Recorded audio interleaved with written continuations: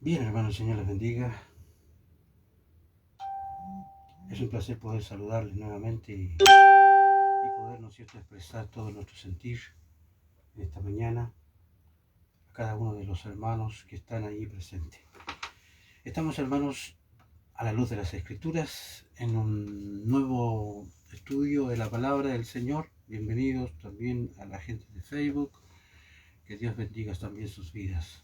Estamos, hermanos, para esta ocasión es una ocasión especial porque vamos a tratar varios versículos que son muy controversiales, muy complicados, diría yo. Estamos entonces a la luz de las Escrituras y estamos al aire, digamos, en la radio, en vivo en Facebook, cuadrangulares.cl. No se olvide de sintonizarla, ¿ok? Vamos inmediatamente, hermanos. Yo inmediatamente quiero mencionar los versículos que vamos a ver. No son muchos, pero son difíciles, muy difíciles. Dice: quiero que las mujeres se vistan de una manera modesta y deberían llevar ropa decente y apropiada y no llamar la atención con la manera en que se arreglan el cabello, ni con accesorios de oro, ni con perlas, ni ropa costosa. Pues las mujeres que pretenden ser dedicadas a Dios deberían hacerse atractivas por las cosas buenas que hacen. Las mujeres deben aprender en silencio y sumisión. Y yo no les permito a las mujeres que les enseñen a los hombres ni que tengan autoridad sobre ellos, sino que escuchen en silencio, pues Dios primero creó a Adán y luego hizo a Eva. Ahora bien, no fue Adán el engañado por Satanás, la mujer fue la engañada y la consecuencia fue el pecado. Sin embargo, las mujeres se salvarán al tener hijos, siempre y cuando sigan viviendo en la fe, el amor, la santidad y la modestia. Estos versículos, hermanos, son uno de los versículos más complicados que hay en toda la Biblia, hermanos, tratando, ¿no es cierto?, de mencionar cuál es el verdadero significado.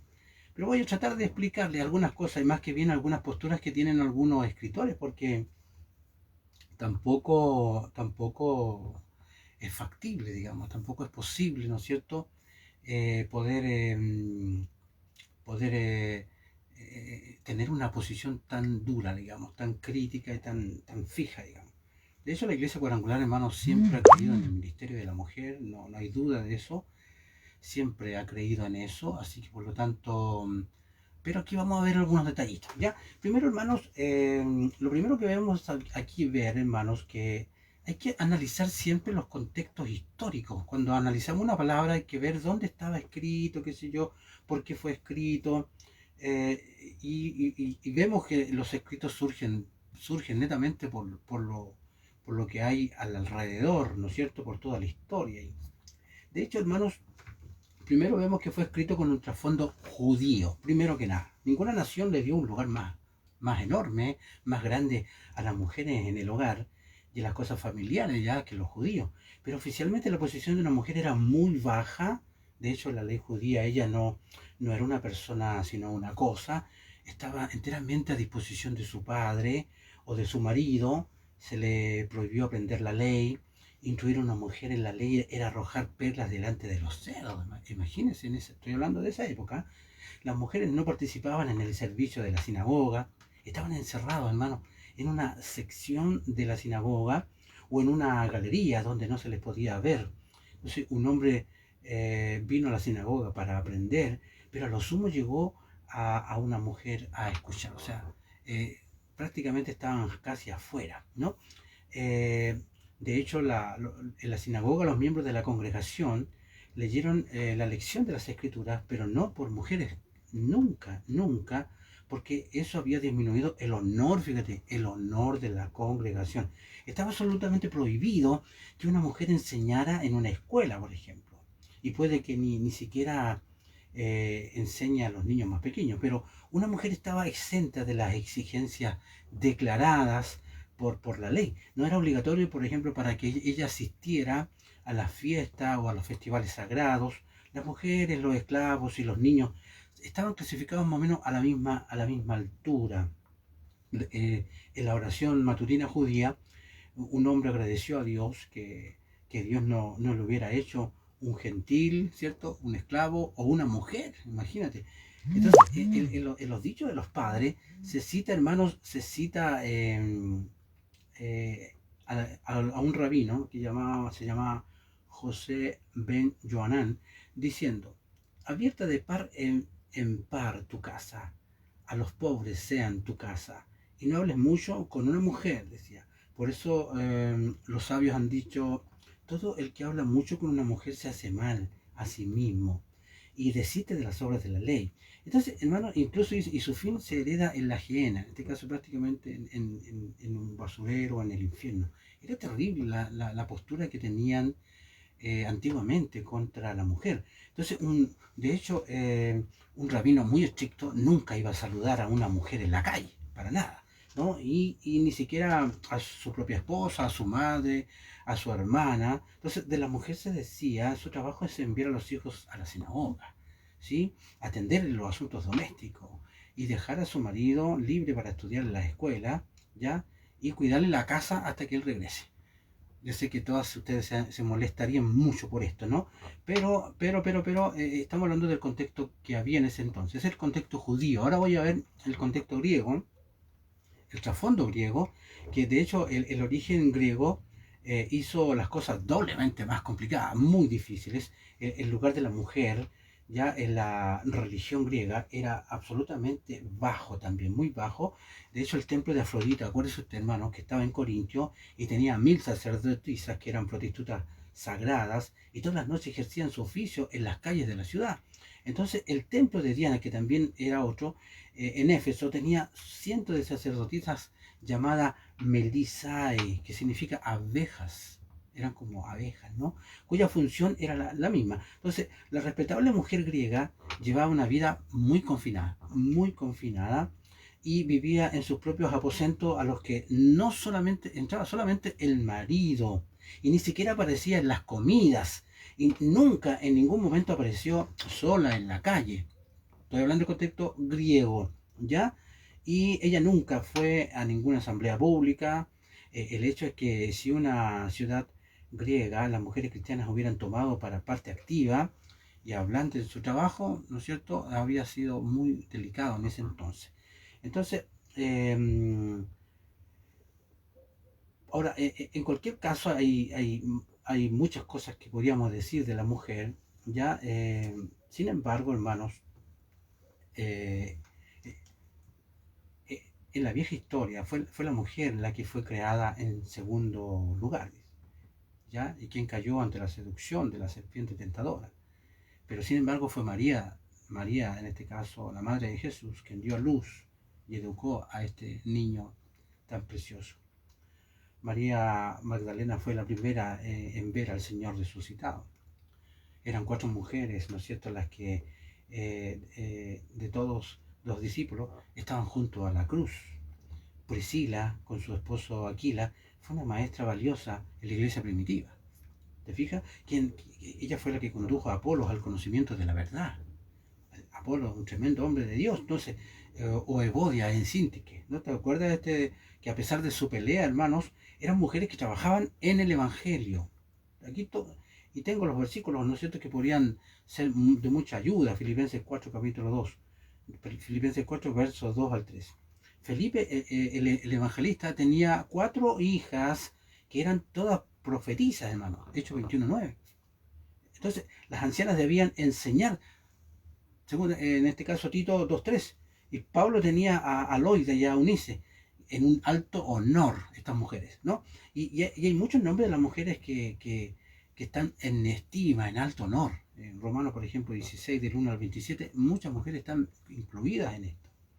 Entonces, todas las cosas en este capítulo son simples regulaciones temporales para hacer frente a una situación determinada. Ahora, si queremos la visión permanente de Pablo sobre este asunto, ¿cierto?, la obtenemos en Gálatas. En Gálatas, cuando dice 3:28, no hay judío ni griego, no hay esclavo ni libre, no hay hombre ni mujer, porque todos sois uno en Cristo Jesús. Y en Cristo se borran, obviamente, las diferencias de lugar, de honor y función dentro de la iglesia. Sin embargo, este pasaje termina con una verdad bastante real, ¿ya? Eh, las mujeres, dice, se salvarán en la procreación.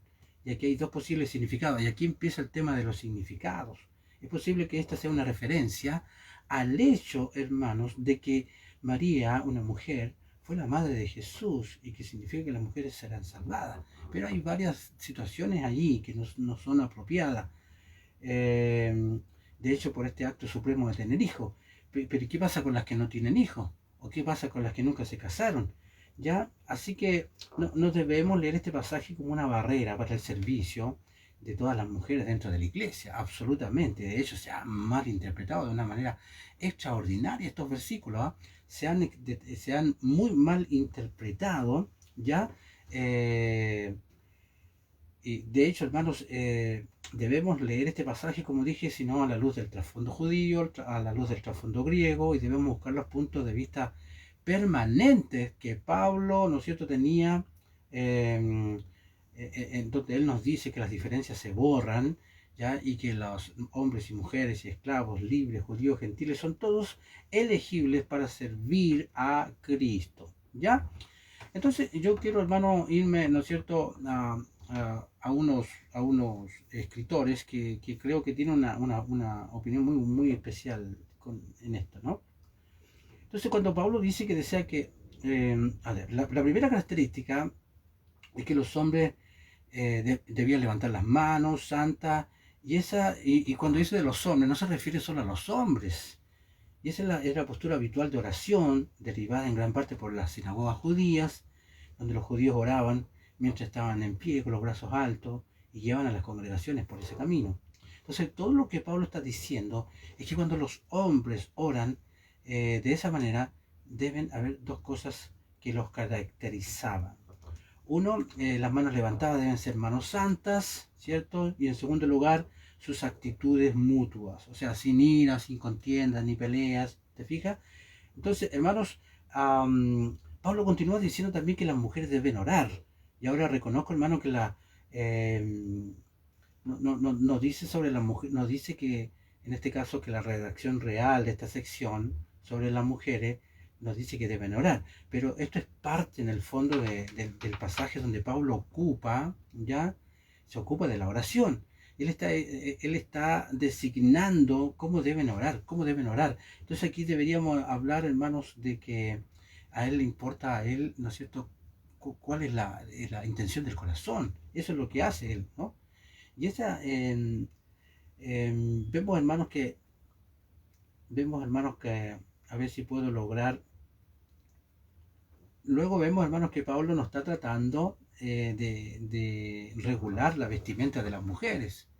¿Te fijas el detalle? Si no lee de esa manera, si lo leemos de esa manera, entonces estamos entendido mal el pasaje. Entonces cuando Pablo dice que las mujeres no deben tener cabello trenzado, ni oro, ni perlas, ni atuendos costosos, no está atacando la forma en que se visten las mujeres, excepto porque es una muestra de la actitud del corazón. De todas maneras, cuando tú ves a alguien vestido extravagantemente, muy escotado, muy etcétera, muy complicado, en el fondo las personas se dan a conocer en sus vestiduras también, ¿no?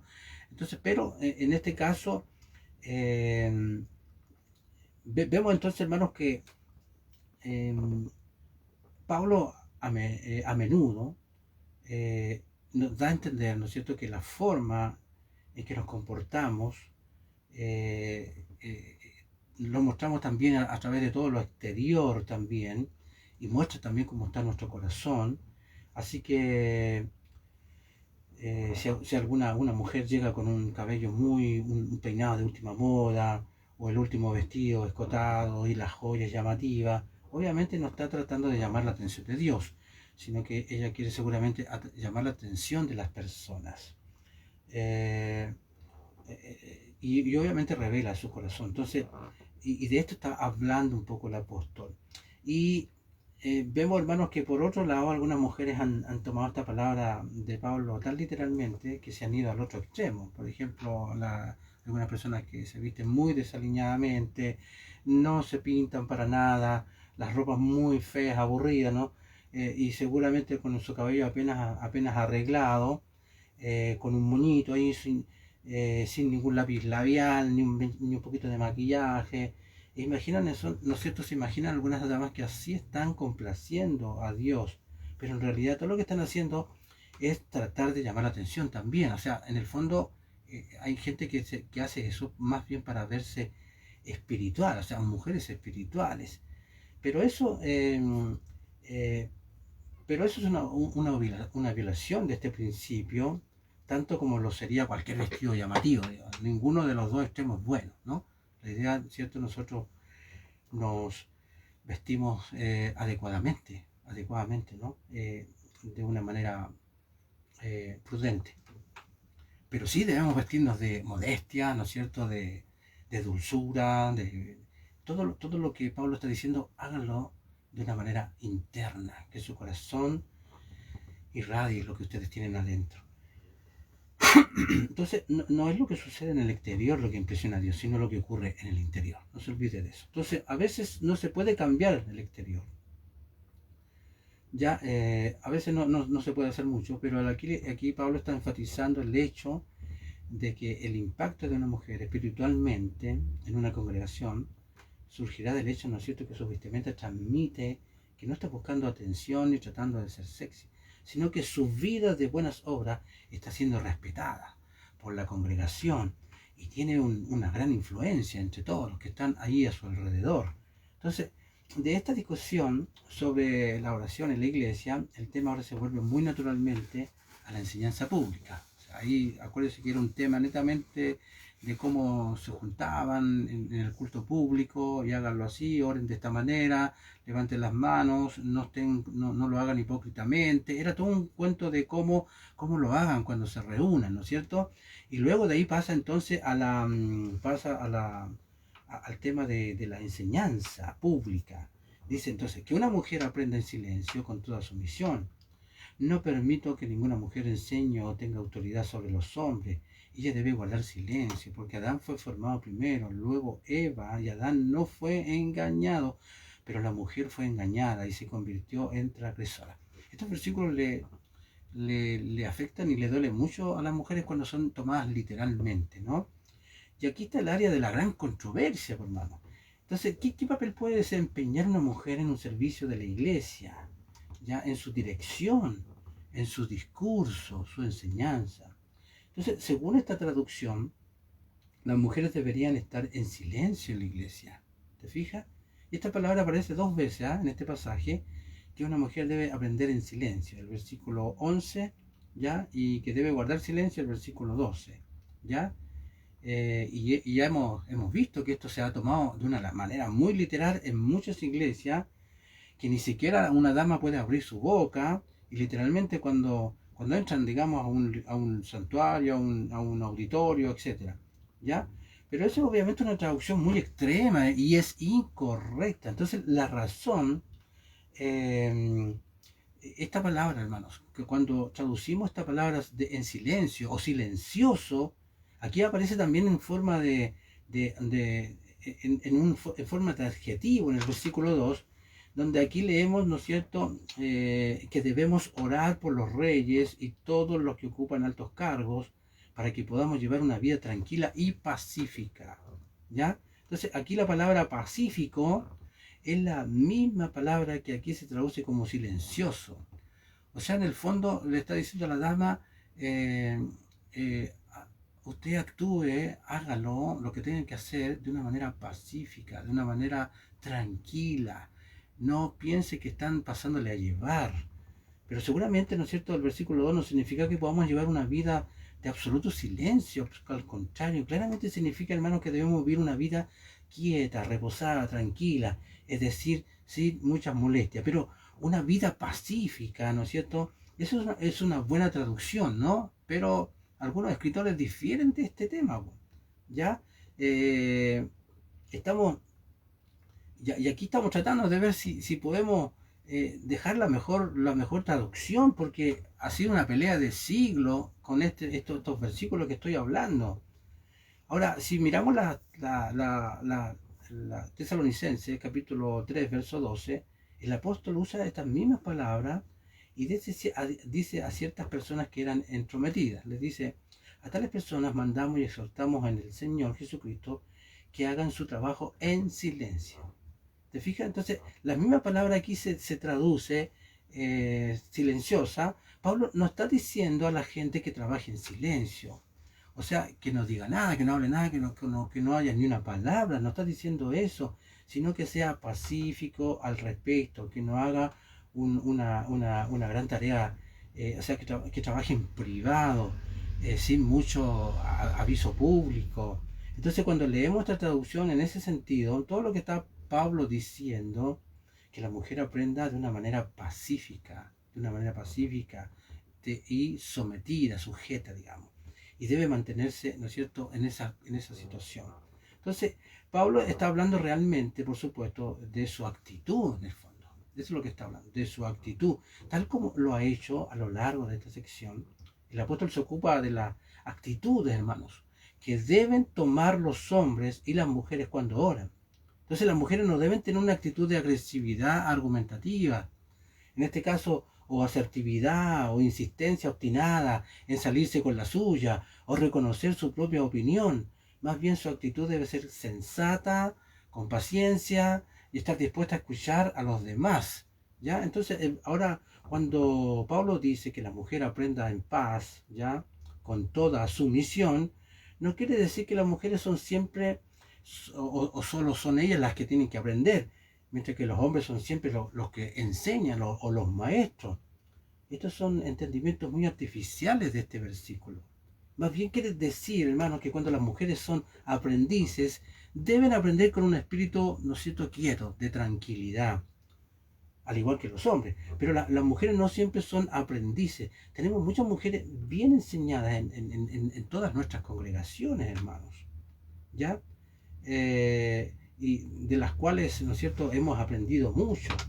Y te fijas, hermanos, cómo, de hecho, en un sentido último, por supuesto, todos los cristianos siempre están aprendiendo y siempre son aprendices. Entonces, todo lo que el apóstol quiere decir, ¿no es cierto?, con esto, es que cuando las mujeres están en el papel y la posición de aprendices, deben hacerlo sin una reacción agresiva y sin desafiar, ¿no es cierto?, de una manera fuerte y asertiva. Así que miren lo que dice el versículo 14. No, aquí hay otro versículo bien delicado, hermano. No permito que ninguna mujer enseñe o tenga autoridad sobre los hombres. Ella debe guardar silencio.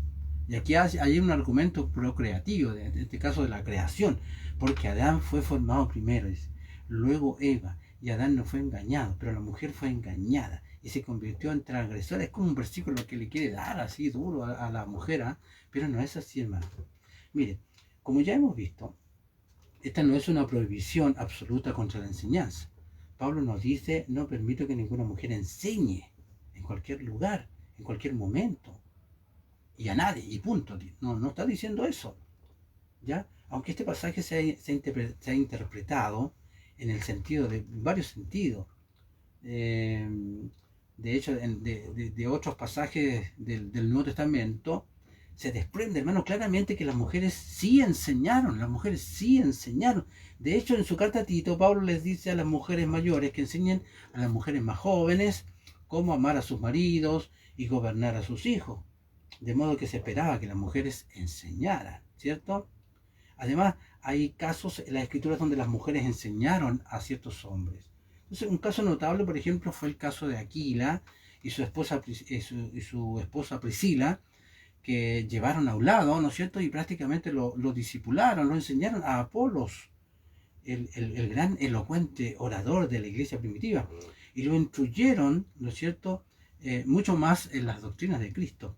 Entonces, Priscila está vinculada con su esposo, ¿te fijas?, como uno de esos instructores. Entonces, claramente las mujeres enseñaron, pero Pablo no está diciendo que no puedan enseñar, no está diciendo eso. La clave de este pasaje es la palabra traducida tener autoridad sobre. Eso lo creo que es la clave. Y rige tanto la enseñanza como la actitud de la mujer. ¿Ya? Y esta palabra significa dominar, usurpar la autoridad. ¿Ya? Cuando hay una palabra aquí que quiere decir eso, ¿no? Usurpar la autoridad, tomar lo que no es legítimamente suyo, ¿no es cierto? Entonces, y hacerlo mediante el proceso de la enseñanza. En otras palabras, las mujeres no deben hacerse cargo de una iglesia así como tan absolutamente y convertirse en las maestras autorizadas finales. Recuerden que en esa época, hermano, estamos hablando de la época, no de lo que estamos hablando hoy día, de la época actual. Estamos diciendo, hermano, entonces que las mujeres en esa época estaba defendiéndose la doctrina, se estaba implantando la doctrina, se estaban sentando las bases, y esa era la tarea de los varones, ¿ya? Pero no era de que las mujeres no podían decir o no podían hacer esto. De hecho, ¿no es cierto? Nosotros estamos muy agradecidos de las mujeres, y nosotros como cuadrangulares tenemos varias pastoras, pero si tú te fijas, la mayoría que son esposos, tienen el esposo, los dos son pastores. El esposo, en el fondo, hermanos, él es a quien Dios le dio la autoridad, por así decirlo, tanto en la iglesia como en el hogar, pero no así en otras áreas. En todas las áreas las mujeres han tomado una posición muy importante, ¿ya? Entonces vamos a analizar un poquito más esto. Espero no equivocarme con las palabras que estoy diciendo, porque si no me van a colgar. Ahora, por ejemplo, aquí está claro, por lo menos en esa época, es cierto que este pasaje no menciona el ancianato, digamos, que en este caso antiguamente estaban los ancianos, pero creo que responde a la pregunta que muchos se hacen hoy. ¿Ya? ¿Debe una mujer ser anciana o pastora de una iglesia? ¿Ya? Entonces aquí, en lo que respecta a esto último, depende de cómo se use la palabra pastor. Por ejemplo, si la usa en un sentido bíblico, en la que significa pastor de un rebaño, entonces las mujeres han sido pastoras durante siglos. Durante siglos. Y en cada iglesia hay mujeres que dan clases, por ejemplo, en la escuela dominical, o si alguien se hace cargo en una casa, un pequeño rebaño se reúne alrededor de un maestro, que es un líder, que es una guía, y el guardián de ese rebaño. Entonces, en ese sentido, ella es una pastora bíblica, ¿te fijas? Pero si se usa esa palabra en el sentido convencional, en el que una mujer debe ser la voz final, no sé si me entiende, la voz final de autoridad en cuanto a lo que significa las escrituras, esto es lo que Pablo está hablando, y eso es lo que varios escritores dicen esto, ¿eh? En un sentido, una mujer, en ese sentido, una mujer no debería ser ni pastora ni anciano. Estoy diciendo lo que dicen algunos autores. Pero en cuanto a lo que es enseñar, llevar un rebaño, para mí es absolutamente real. ¿Ok? Entonces, esta interpretación de las mujeres como excluidas del liderazgo, de ancianos, quizás es es un hecho muy controversial en el Nuevo Testamento. De hecho, no había mujeres ni apóstoles, ni había ancianas. Entonces Jesús pudo haber resuelto el tema quizás nombrando a alguna de ellas, pero no lo hizo. Ni Pablo ni ninguno de los apóstoles una mujer para ser una anciana de las iglesias que fundaron, ¿no? Aunque fácilmente podrían haberlo hecho si hubiera sido preciso, ¿no? Pero había muchas mujeres piadosas, muchas mujeres disponibles, pero si tú te fijas en la iglesia primitiva, ninguna llegó a ocupar un cargo de ese tipo. Ya, bueno, entonces veamos entonces, hermanos, que hay un detalle ahí. Dice, Adán fue formado primero, luego Eva, ¿ya? Y aquí notamos que como Dios le dio una capacidad especial a la, a la, a la en este caso a Adán, y que tenía que tener toda una actividad, y tenía que tener todo un trabajo por hacer, y luego, ¿se acuerda? Luego crea a la mujer, ¿cierto? Y ya aquí vemos, hermanos, que cada uno tiene su papel, cada uno tiene su rol, ¿ya? Es como decir, yo soy el responsable de mi hogar, en lo espiritual. Pero eso no significa que mi mujer es menos que yo. Somos iguales, solo que tenemos papeles, o tenemos roles distintos, diferentes, como decir el cuchillo y el tenedor. Cada uno tiene su función, su papel. Y aunque igual podemos tomar la comida con el cuchillo y podemos hacer otras cosas con el tenedor, pero los roles están ahí y ninguno de los dos se complica en eso. ¿Te fijas? Entonces, eso es muy importante, hermanos, que eh, eh, entonces la implicación de que el apóstol parece sacar de todo esto es que los hombres sean siempre los líderes, pero en el sentido de responsabilidad, ¿ya? Y tampoco creo que eso deba ser necesariamente, sino cuando dirigen deben hacerlo de cierta manera, ¿no es cierto?, masculina, mientras que las mujeres cuando lideran deben hacerlo de una manera femenina. Entonces los dos se complementan, pero esa cualidad peculiar que se le da al varón es la de la iniciación, por así decirlo, pero fue enviado primero al mundo. Te fijas, él fue primero enviado al mundo y tenía algo importante que hacer, ¿ya? Entonces, luego vino la esposa y dice que fue engañada, ¿sí? ¿Te fijas? Pero ¿quién tuvo la responsabilidad mayor ahí? ¿Acaso fue la única, la mujer fue la culpable de que el mundo cayera en pecado? Fíjate que Pablo, al que menciona y lo hace responsable de eso, es Adán, ¿ya? Entonces, ¿te fijas el detalle? Entonces, es muy importante que hablemos y continuemos con el estudio de estos versículos, de lo que opinan muchos escritores notables. Eh, entonces, hermanos, por ejemplo, es muy importante y el testimonio notable en la historia de que los hombres tienen una extraña inquietud por descubrir, que en este caso cuando crea a Adán, le dice, mira, tienes que darle nombre a todos los animales. Entonces es interesante cómo los hombres tienen esa inquietud por descubrir, explorar, escalar montañas o sondear las profundidades del mar o salir al espacio, encontrar algo. Muy rara vez se encuentra algunas mujeres o nombres de mujeres en los grandes exploradores de la historia.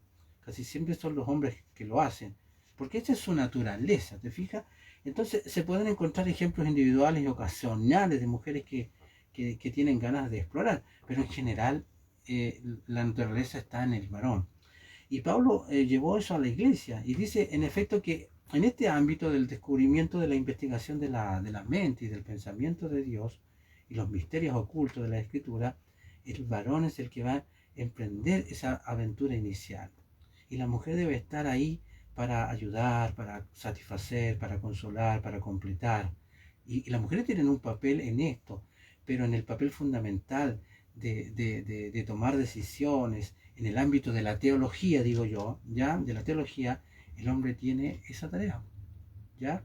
Y el segundo argumento de Pablo proviene también de la diferencia creada en la naturaleza. Él dice, Adán no fue engañado, pero la mujer fue engañada, pero se convirtió en transgresora. Entonces Pablo insinúa que la razón por la que la mujer fue engañada fue porque su naturaleza la hizo más vulnerable a esta área. Y se cree, hermanos, que algunos escritores dicen que en Éfeso las mujeres no tenían esa experiencia, por lo menos de que ellos estuvieran corrigiendo, combatiendo la herejía que estaba partiendo en ese entonces, y, ¿no es cierto?, ya las mujeres, ¿no es cierto?, tenían que aprender en silencio, en el sentido de aprender pacíficamente, tranquilamente, ¿cierto? Y aquí yo esta responsabilidad se las doy a Timoteo, a los líderes, a los varones líderes que hagan esta tarea de asentar lo más, lo preciso, lo ideal, que es la doctrina, la enseñanza. Entonces, ahora es la gloria de la mujer ser mucho más receptiva. La mujer es receptiva y eso no lo tiene el hombre, hermanos. Y eso es lo que hace bella la vida. ¿Se imagina, hermano, qué terrible sería que los dos fueran así como somos nosotros, de sangre fría, para enfrentar al mundo de la creación? Las mujeres añaden esa cualidad tremenda de la ternura, de la suavidad, de la empatía, de la simpatía y de consuelo al mundo. Añaden algo que ningún hombre puede dar y sin embargo, debido a ese papel en la vida, ¿no es cierto?, pareciera que tienen prohibido tomar decisiones finales en el tema de la iglesia. Entonces Pablo no está hablando aquí de la vida secular, está hablando de la iglesia, ¿cierto? Y del hogar, por ejemplo, eh, y del papel final de investigación de la mente, del pensamiento de Dios, se lo dio a los varones. Bueno, eso es lo que yo pude rescatar de algunos escritores. ¿Eh? Yo, para mí, mi Alejandrita es una pastora de tomo y loro, de tomo y lomo, no loro, tomo y lomo. Y fíjate que ahí hay un detalle ahí. Ella nunca toma decisiones sola, ella siempre me consulta, es como decir, yo no soy tonta, dice. Yo siempre me meto y me sujeto debajo de su autoridad, en este caso de la mía. Y yo podría decir, no, pero hijita, hágalo nomás. No, no, no, no. Ella dice, tomémoslo juntos, yo solo, nada. Y la Alejandrita es una tremenda pastora, hermanos. Y así que, por si acaso digo algo incorrecto, discúlpeme, pero estoy hablando un poco de las opiniones de algunos escritores que son connotados sobre este aspecto. Así que, hermanos, termino, hermanos, para concluir. Hay mucha controversia en esta área, incluso en el pensamiento secular. Ya se reconoce que existen diferencias distintivas entre hombres y mujeres. Entonces, lo que el apóstol está diciendo, hermanos, es que las mujeres quizás no se le da el papel de tomar una decisión final en asuntos doctrinales. Ya no deben ser los maestros autorizados de la iglesia, ¿no es cierto?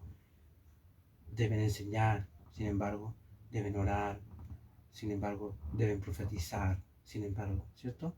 Pueden cumplir estos roles de una manera muy útiles, de una manera muy maravillosa, ya que se le han hecho dones espirituales al igual que los hombres, y pueden agregar ingredientes y cualidades que ningún hombre puede dar.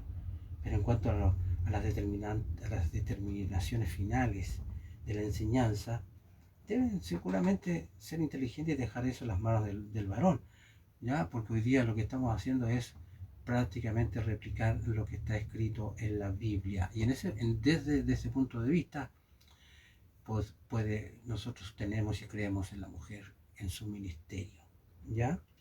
Así que, hermanos, bueno, el mayor problema de la iglesia, como vemos en esta carta, es detectar el error y no dejarse engañar por el error. Ya nos enfrentamos a un engañador muy inteligente, muy hábil, muy despiadado, que presenta la verdad de una manera que parece correcta y real. Entonces los hombres también pueden ser engañados, pero el argumento del apóstol es que es menos probable que sean engañadas más que las mujeres. Y eso lo dice ahí la palabra, ¿no? Luego Pablo agrega esta palabra bastante extraña en el versículo 15. Sin embargo, dice, la mujer se salvará engendrando hijos. Y aquí hay que darles otra vez porque es una versión bastante confusa esta. Y desafortunadamente es difícil entender lo que se dijo originalmente aquí, porque la traducción, se dice los escritores que es defectuosa en este punto, y muchos de los estudiosos han discutido sobre esto. ¿Ya? Entonces, por ejemplo, si esto último significa que se promete que las mujeres estarán seguras a través del trabajo de parto, entonces esta es una promesa que no siempre se cumple, porque muchas mujeres piadosas han muerto cuando dan a luz. Entonces, no creemos que este versículo signifique eso. El versículo dice literalmente, ella será salva por la maternidad. Ahora, debido al énfasis, hermanos, debido al énfasis del artículo, ¿ya? Algunos han tomado esto como una referencia al nacimiento virginal, en este caso de Jesús. O sea que las mujeres se salvarán a través de la maternidad que María logró cuando nació Jesús. Es posible que signifique esto, pero nuevamente esto nos parece muy significativo, porque si esto es cierto, ¿qué hay de ¿no es cierto?, qué hay de nuevo en este caso? Porque todos se salvan de esa manera. Solo hay un Salvador. Y Pablo acaba de decirlo en el versículo 5 de este capítulo, que solo hay un mediador entre Dios y el hombre. Entonces, ¿por qué debería Pablo destacar a las mujeres y prestarle especial atención si tanto los hombres como las mujeres son salvos por medio de aquel que nació de la Virgen? Entonces, hermanos, te fijas el detalle que esta explicación no es muy convincente. No somos salvos por su nacimiento, somos salvos por su muerte y por su resurrección. Eso es el Evangelio. Entonces, y esto se refiere a tener hijos.